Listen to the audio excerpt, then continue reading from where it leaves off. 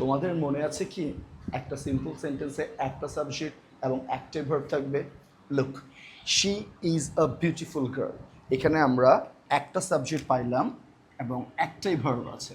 যদি আমরা এখানে খেয়াল করি, corrupted man is hated by all. এখানে যদি আমরা সম্পূর্ণকে একসাথে ধরি, কারাপ্টেড ম্যান আমাদের সাবজেক্ট, ইজ হেটেড আমাদের ভার্ব, তাহলে আমরা একটা সাবজেক্ট পাইলাম, একটা ভার্ব পাইলাম। এই বাক্যগুলোকে আমরা কমপ্লেক্স কিভাবে করব? আমি আবার রিপিট করে দিচ্ছি, কমপ্লেক্সে তোমাকে দুইটা ভার্ব আনতেই হবে। এখানে একটা ভার্ব আছে, তোমাকে একটা ভার্ব বানাইতে হবে, আর অবশ্যই এটা কানেক্টর আনতে হবে। আর এই রকম বাক্যগুলো, যে বাক্যগুলোতে সাবজেক্ট, ভার্ব এবং এক্সট্রা কথা, এইরকম বাক্যগুলো সিম্পল সেন্টেন্সগুলোতে তোমরা অবশ্যই রিলেটিভ প্রোনাউন দিয়ে করবা।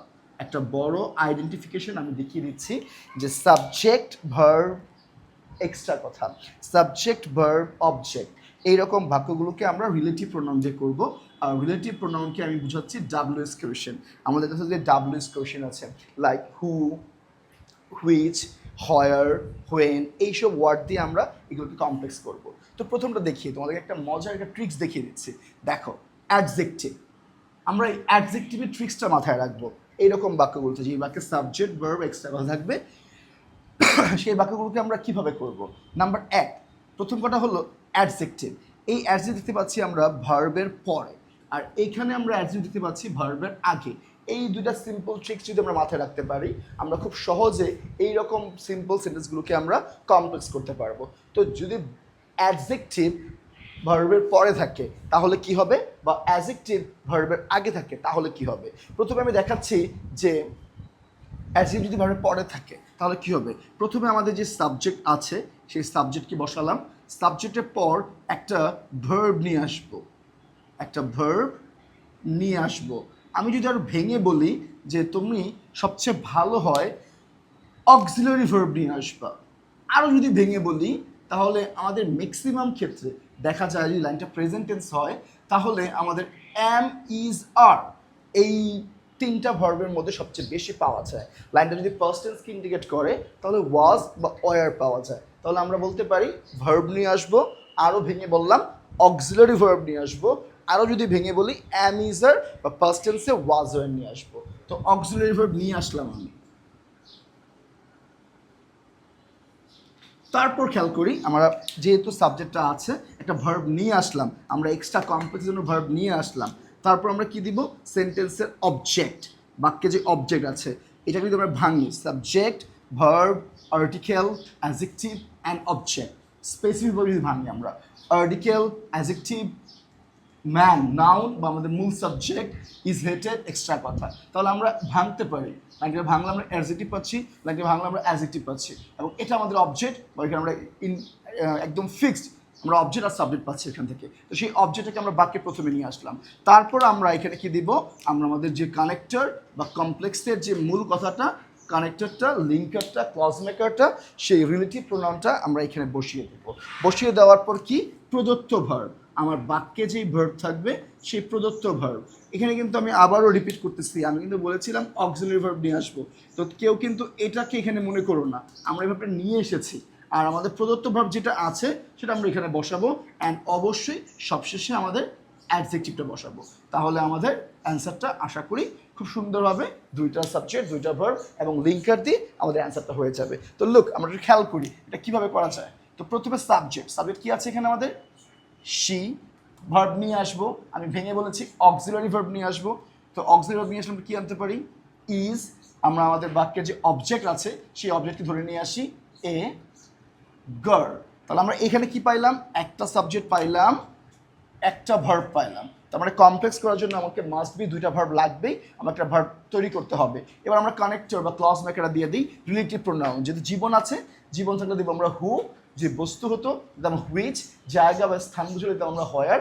এভাবে আমাদের রিলেটিভ প্রোনাউনগুলো আমরা কি করব, আপ ডাউন করবো, চেঞ্জ করবো, ডাব্লিউএস কোশ্চেনগুলো আমরা আপ ডাউন করবো। তো জীবন আছে আমরা কি দিতে পারি, জীবন আছে বলে আমরা দিলাম এখানে হু। তারপর বলেছে আমাদের এখানে প্রদত্ত ভার্ব, আমাদের যে ভার্বটা দিয়ে দিয়েছে, আমাদের প্রদত্ত ভার্বটা কি আছে এখানে, ইজ, এবং সবশেষে আমাদের অ্যাডজেক্টিভ, অ্যাডজেক্টিভে কি আছে, বিউটিফুল। তাহলে একটু খেয়াল করি আমরা এখানে আমরা কি কি পাইলাম। আগে বের করে রেখেছি সাবজেক্ট আর ভার্ব, এখানে আমাদের প্রদত্ত ভার্ব দেওয়ার পর ভার্ব দুইটা হয়ে গেল, এবং হুটা আমাদের ক্লজ মেকারে কাজ করতেছে এখানে, এবং আমাদেরকে ইন্ডিকেট করতেছে শিকে আবার ইন্ডিকেট করতেছে কে বিউটিফুল। তাহলে আমাদের এই বাক্যটাতে, এই ক্লজটাতে আমরা দুইটা সাবজেক্ট দুইটা ভার্ব দিয়ে আমরা খুব সহজে করে ফেললাম। She is a beautiful girl, she is a girl who is beautiful. বসতে বলো গাছকে। এবার যদি আমরা এই বাক্যটা দেখি, a corrupted man is hated by all, এখানেও আমরা কি পাইলাম, কারাপ্টেড ম্যান। এই সম্পূর্ণটাকে যদি আমরা একসাথে ধরি, আর্টিকেল, একটা অ্যাডজেক্টিভ এবং একটা নাউন আছে, পুরোটা মিলে কি আমরা একসাথে সাবজেক্ট ধরতে পারি, আর স্পেসিফিক ভাঙলে অ্যাডজেক্টিভ অ্যান্ড আমাদের মেইন সাবজেক্ট, তারপর আমাদের ভার্ব ইজ হেটেড, এক্সট্রা কথা। এটাকে আমরা কিভাবে করব? আমি আগেই বলেছি পার্থক্যটা, আমি ট্রিক্সটা আগে বলে দিচ্ছি। অ্যাডজেক্টিভ পরে, অ্যাডজেক্টিভ আগে, এই ট্রিক্সটা মাথায় রাখতে পারলেই আমরা রুলসগুলো করতে পারবো। এটা অ্যাডজেক্টিভটা পরের রুলস, সেই পরের রুলস দিয়ে আমরা করেছি। আর যদি অ্যাডজেক্টিভ আগে থাকে তাহলে আমরা কি করব? প্রথমে আমাদের যে সাবজেক্ট, সেই সাবজেক্টটাকে আমরা বসাইলাম।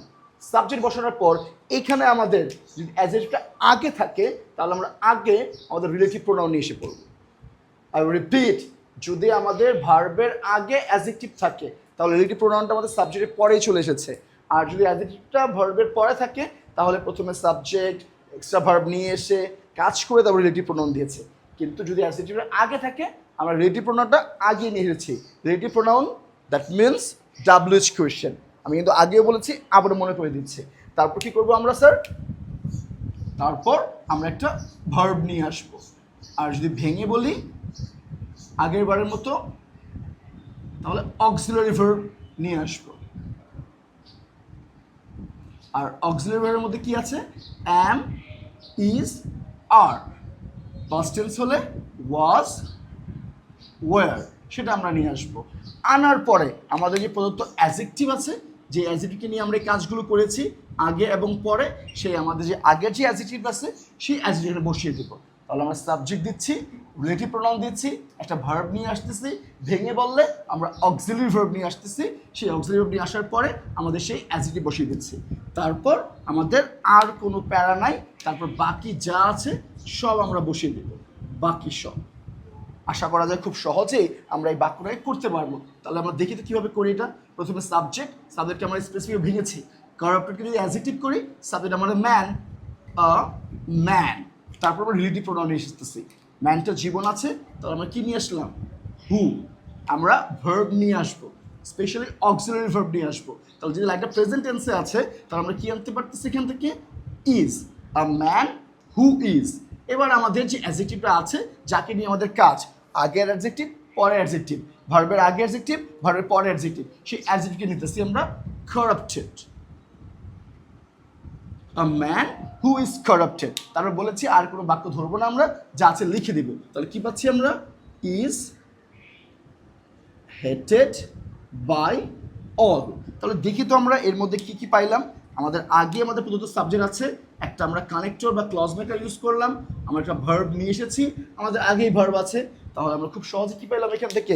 দুইটা ভার্ব তো তৈরি করলাম, সাবজেক্টও আমাদেরকে ইন্ডিকেট করতেছে, সো দুইটা সাবজেক্ট দুইটা ভার্ব আমরা খুব সহজেই কমপ্লেক্স করে দিয়েছি। আমাদের কোনো চিন্তা করতে হবে না, জাস্ট শর্টকাট ট্রিক্সগুলো মনে রাখবো। ভার্বের পরে অ্যাডজেক্টিভ, ভার্বের আগে অ্যাডজেক্টিভ, এবং রুলসটা এখন মাথায় খেয়াল করবো কোন রুলসটা আমরা ইউজ করবো, এই রুলসটা নাকি এই রুলসটা।